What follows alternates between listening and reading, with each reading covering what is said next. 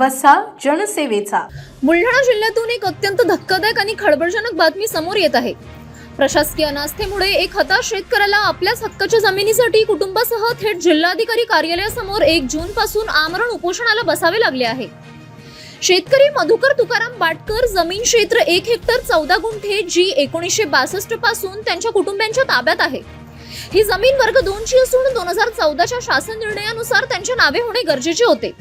मात्र स्थानिक महसूल अधिकारी, तहसीलदार आणि तलाठी यांनी संगतमताने बनावट आदेश तयार करून दुसऱ्याचे नाव लावल्याने शासनाची फसवणूक केली।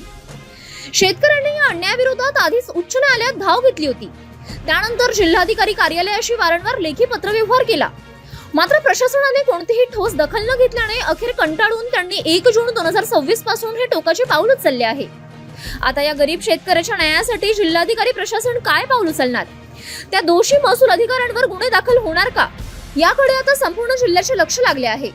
मी मधुकर तुकाराम बाटकर, राहणार मोमिनाबाद, तालुका संग्रामपूर, जिल्हा बुलढाणा येथील मोमिनाबाद मध्ये माझी शेती आहे।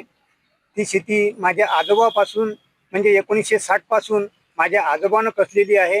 माझे आजोबा मेल्यानंतर माझ्या बाबांना सुद्धा कसलेली आहे ती शेती।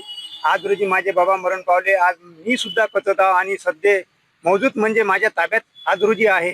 तर या शेतीवर हे खोटे नाटे पुरावे जोडून त्यांनी दुसरे परस्पर पुरावे आपले वारस चढवलेले आहे।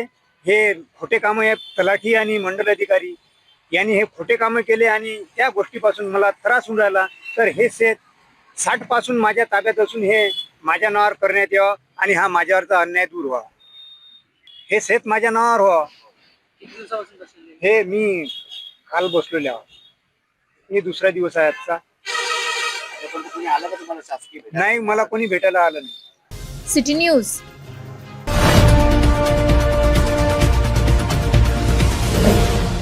सिटी न्यूज वसा जनसेवेचा।